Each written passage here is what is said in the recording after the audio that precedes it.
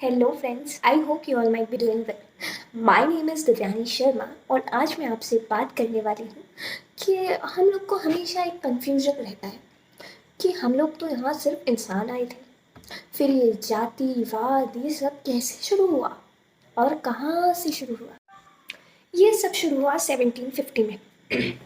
1750 में हमारे यहाँ बहुत सारी नई नई चीज़ें स्टार्ट हुई, जिसमें पर्शियन व्हील्स, स्पाइनिंग व्हील्स, इन सब का इस्तेमाल स्टार्ट हुआ। हम लोगों ने कई नए नए वेजिटेबल्स को देखा, जैसे पोटैटो है, चिली है और आपका कॉफ़ी है।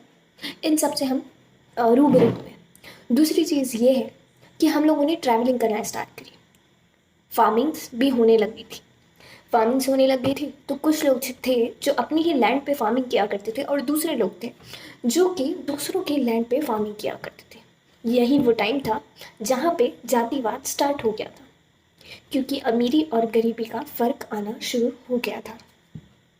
जो लोग अमीर हुआ करते थे वो ऊंची जाति में आते थे और जो लोग गरीब हुआ करते थे वो नीची जाति में आया करते थे। अब क्या ये जाति का बंटवारा लोग खुद ही कर लेते थे? नहीं, इसके लिए एक जाति पंचायत हुआ करती थी। जाति पंचायत, जी हाँ, इसमें कुछ बड़े लोग हुआ करते थे जो कि जातियों को बांट दिया करते थे एरिया के हिसाब से। जब किसी एम्पायर और रूलर के बारे में लिखा जाता था तो उसे संस्कृत में लिखा जाता था। गियाजुद्दीन के बारे में लिखा गया है प्रशस्ति, जो कि संस्कृत में है। आमिर खुसरो ने कहा कि संस्कृत जो भाषा है वो सिर्फ ब्राह्मण्स को समझ में आती है, और बात भी ठीक थी। ये जो लैंग्वेज थी सिर्फ ब्राह्मण ही समझ पाते थे। उसके साथ साथ क्या हुआ कि ब्राह्मण्स को लोगों में एक बहुत डोमिनेंट दर्जा मिलने लग गया, और वो दर्जा इसलिए मिलता था क्योंकि संस्कृत जैसी कठिन भाषा सिर्फ यही लोग समझ पाते थे और इनको वेदों का काफ़ी सारा ज्ञान हुआ करता था। इसी के साथ साथ एक चीज़ आई, आइडिया ऑफ भक्ति। अब ये क्या था?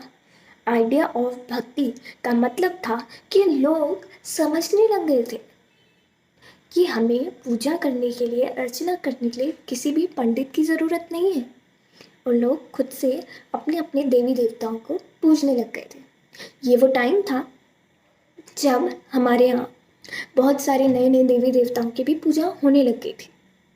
इसी बीच जो बाहर से लोग हमारे यहाँ आए थे, जो कि मर्चेंट्स और माइग्रेंट्स थे, वो एक बुक अपने साथ लाए जिसका नाम था कुरान।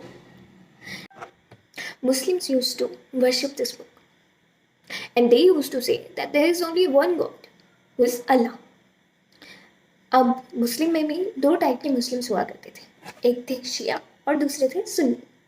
शिया मुस्लिम्स वो मुस्लिम्स हुआ करते हैं जो कि अली को मानते हैं। अब अली कौन थे? प्रॉफिट मोहम्मद के सन इन लॉ अली थे। दूसरी तरफ थे सुन्नी। सुन्नी मुस्लिम्स वो मुस्लिम्स थे जो मुस्लिम एम्पायर के लीडर को माना करते थे, जिनका नाम था खलीफा। तो बस इसी तरह कुछ हमारी कंट्री में जातिवाद आना स्टार्ट हुआ। और राजपूत, ये एक टर्म आई। इसका मतलब क्या था? राजपूत मतलब राजा का पुत्र। ये लोग क्षत्रिय होते हैं और ये लोग ज़्यादातर उस वक्त वॉर का हिस्सा हुआ करते थे। ये लोग अपनी जो एम्पायर है उसकी रक्षा करने के लिए जाने जाते थे। उम्मीद है आपको आज का लेक्चर इन्फॉर्मेटिव लगा होगा और आपको ज़रूर कुछ नया जानने को मिला होगा। अगर आपकी कोई भी क्वेरी है या फिर आप कुछ भी कहना चाहते हैं तो आप नीचे कमेंट सेक्शन में लिख सकते हैं। वीडियो को लाइक करना मत भूलिएगा, चैनल को प्लीज़ सब्सक्राइब कीजिएगा। Thank you.